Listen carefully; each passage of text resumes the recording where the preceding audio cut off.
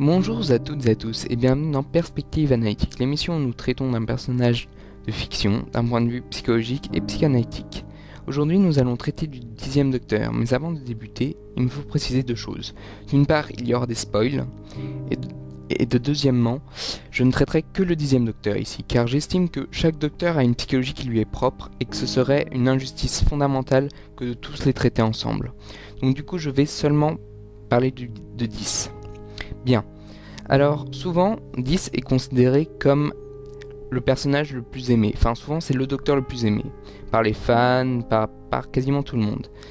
Et il y a la chose qui revient tout le temps, c'est que c'est le docteur le plus humain. Et c'est très intéressant, car, en fait, c'est vrai qu'il a beaucoup de côté humain. D'une part, il est très authentique, c'est-à-dire il ne va pas chercher à mentir ou à manipuler comme par exemple les autres docteurs, ou même quand il ment c'est plus pour se protéger lui, comme par exemple quand il dit à Martha que les Saint-Lutans existent encore et qu'ils sont encore en vie. On sent bien que c'est pas pour manipuler Martha et c'est plus pour se protéger lui-même, pour se dire je souffre mais je veux pas lui en parler, je veux pas que toute cette plaie se rouvre. On voit aussi, dans cet aspect très humain, les références culturelles. Là où les autres docteurs sont souvent en décalage dans leurs références, c'est anachronique, c'est-à-dire ça ne correspond pas à l'époque. Le 10e, lui, ça correspond toujours à l'époque et c'est toujours très précis. Par exemple, quand il fait une référence à Retour vers le futur, c'est une référence que Martha peut comprendre. De même avec Rose. Par exemple, quand il fait référence aux Ghostbusters, c'est une référence que Rose peut comprendre. Donc il est ancré dans son époque. Il sait où il se trouve et il n'hésite pas à jouer là-dessus, là où les autres docteurs sont beaucoup plus en décalage. Mais au-delà de ça, c'est aussi un docteur qui a une place très particulière, dans le sens où c'est le premier docteur à vraiment sortir de la guerre du temps. Ce que j'entends par là, c'est que même s'il aura des rapports avec cette guerre-là, c'est le docteur qui n'est plus directement lié à cette crise, à cette époque. Et c'est un docteur qui va pouvoir presque renaître. En ce sens où, quand il se régénère, Rose est présente. Rose est déjà un appui dans sa vie. Un appui qui va aller de mieux en mieux, puisqu'il va carrément tomber amoureux de cette jeune femme. Chose qui n'arrivera pour aucune autre compagne jusqu'à présent. Et donc du coup, Rose va devenir un pilier, ça va devenir une joie de vivre pour le docteur. Ce sera une relation d'amour en fait. Ce sera vraiment très fort. Et justement le jour où Rose va malheureusement venir à être séparée du docteur via les mondes parallèles, c'est à ce moment-là que toute la tristesse du docteur ressurgit. C'est là où vraiment tout revient en boomerang. Tout ce qu'il avait pu mettre de côté avant lui revient, c'est-à-dire la tristesse, la solitude, le fait d'être seul. Et c'est quelque chose contre lequel, à partir de ce moment-là, il ne va avoir de cesse de lutter. Déjà, d'une part, il va reprendre une compagne directement après, sous la forme de Martha. Cependant, Martha, même si le docteur aimerait inconsciemment qu'elle remplace Rose, c'est quelque chose qui ne peut pas se faire, parce que le docteur ne peut pas accepter quelqu'un de nouveau, et même si lui-même le veut, parce que on voit ça au fait que il emmène quand même Martha à New York, comme il a emmené Rose là-bas. Et on voit bien que dès le début, Martha rend ça clair au docteur que non, je ne suis pas Rose, je suis quelqu'un d'autre. Et c'est quelque chose avec lequel le docteur, même s'il a du mal, il finit par l'accepter. Et Martha d'ailleurs finit par s'en aller puisqu'elle se rend compte que voilà, il y aura toujours une ambivalence et que malheureusement le docteur ne sera jamais amoureux d'elle. Mais au-delà de ça, ce docteur-là est très intéressant car en fait on peut même penser que cette relation avec Rose l'a sauvée d'une tristesse, d'une haine qui aurait été trop forte.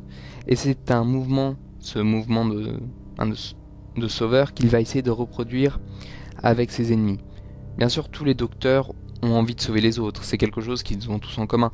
Mais je trouve que le 10e docteur, c'est celui qui est peut-être le plus buté dans cette dimension-là. Dans le sens où quand il va rencontrer le maître, par exemple, il va essayer à de multiples reprises de le convaincre de venir avec lui, de le convaincre d'arrêter parce qu'ils sont les derniers, de le convaincre qu'ils peuvent être ensemble sans se détruire. Chose que tous les autres docteurs ne font pas. Il faut savoir que dans les classiques, les docteurs n'hésitent pas à juger le maître. Pareil pour le 12. 12 se fiche de Missy. ou de la sauver, alors que 10 il est quand même dans cette dimension de je vais essayer de sauver. Une dimension qu'on retrouve aussi au travers du fait que, par exemple, sur le Titanic, lorsque Astrid meurt, il essaye de la sauver, il essaye de la ressusciter malgré et envers tout, mais il n'y arrive pas. D'ailleurs, c'est très triste puisque le vieil homme qui se trouve à côté de lui dit à ce moment-là, si vous pouviez choisir, vous seriez un monstre. Chose qui va se rejouer par exemple dans les zones Mars quand il va sauver Adélaïde et son équipage. C'est que en fait à ce moment-là il va briser une règle du temps, une règle fondamentale des Seigneurs du Temps, mais c'est pour la sauver.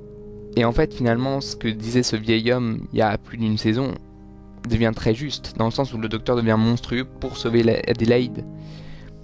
Mais pourquoi est-ce qu'il veut à tout prix sauver les gens? Eh bien en fait je mets l'hypothèse que non seulement c'est pour sauver Rose inconsciemment, mais que c'est aussi, et ça en psychanalyse on appelle ça la condensation, quand une figure ou une personne représente plusieurs personnes de la vie antérieure de l'individu, une condensation donc, Adélaïde condense Rose, Astrid, et même je pense tout le peuple de Gallifrey, tous ceux qui n'ont pas pu se sauver durant la guerre du temps.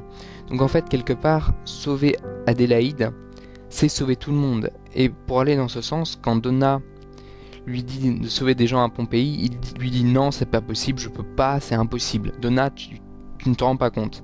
Et lui dit, mais sauvez au moins quelqu'un, vous n'êtes pas obligé de sauver toute la ville. Et c'est ça, c'est pour ce docteur-là, sauver quelqu'un, c'est déjà sauver tout le monde. Et c'est un système qu'il va essayer de reproduire. C'est sauver le maître, c'est déjà sauver tout Gallifrey. Sauver Déide, c'est sauver Rose, c'est sauver Astrid, et c'est sauver Gallifrey. Et donc du coup, c'est vraiment, il va essayer de sauver. Et au final, la personne qui essaie de sauver aussi, et il ne faut pas l'oublier, c'est lui-même, puisque on lui donne une prophétie. Il frappera 4 coups et tu mourras. Et c'est une prophétie qui travaillera le docteur durant ses derniers épisodes. Il va avoir peur, il va redouter, et quelque part, par exemple, en sauvant Adélaïde et en rompant la notion du temps et le point fixe, en détruisant le point fixe, quelque part c'est comme s'il disait, non seulement je peux sauver tout le monde, mais je peux aussi me sauver moi-même. Je peux tout faire, je deviens tout puissant et rien ne m'arrêtera jamais. Je ne mourrai pas. Et quand Adélaïde se suicide, ça lui renvoie cette image de non, non, non, les choses sont comme elles sont. Et tu finiras par mourir. D'ailleurs, il se tourne vers le Hood à la toute fin de cette scène, en disant est-ce que mon heure est venue? Est-ce que je vais mourir? Et c'est ça, c'est... En fait, ce docteur-là est presque une figure de la tragédie grecque, dans le sens où il y a un destin et il ne peut s'y contraindre. Enfin, il va tout faire pour éviter ce destin, mais c'est en vain. Le destin le rattrapera toujours. D'ailleurs, on voit bien dans cette dernière scène, qui est extrêmement cruelle, mais aussi extrêmement belle, où il dit presque en riant, enfin avec ses dernières forces, genre j'ai survécu, et où il entend le toc toc toc derrière lui. Et cette scène est extrêmement cruelle dans le sens où il pensait être sauvé, et pourtant non, le destin lui dit, c'est comme si le destin lui disait non, t'es pas sauvé, tu vas mourir. Et c'est aussi ça qui est intéressant avec ce docteur, c'est que à la place de partir en héros, c'est-à-dire se sacrifier par exemple pour Wilfrid qui était coincé dans le générateur radioactif, il va, pour dire les choses assez crûment, il va péter son câble, il va se mettre à hurler en me disant c'est pas juste, ça va pas être moi, j'aurais pu faire tellement plus. À ce moment-là, il est fondamentalement humain, c'est pourquoi moi, pourquoi je veux pas mourir, je ne veux plus. Alors que, par exemple, les autres Seigneurs du Temps ne sont pas du tout dans ces mêmes questionnements-là. Et lui, il est dans ces questionnements de je ne veux pas mourir, je ne veux pas disparaître. On peut aussi penser que ce refus de disparaître est aussi lié au fait que, pour la première fois dans beaucoup d'années, il se sentait bien dans qui il était. Il se sentait bien, ce n'était plus le guerrier, ce n'était plus le 9e docteur traumatisé, c'était un docteur qui avait eu du bonheur, et que donc du coup se régénérer impliquait peut-être de perdre ce bonheur. Voilà, c'est ce qui conclut mon dernier argument. J'espère que cette émission vous aura plu, et si vous voulez que je traite un autre personnage, n'hésitez pas à me le dire en commentaire. Sur ce, ciao ciao.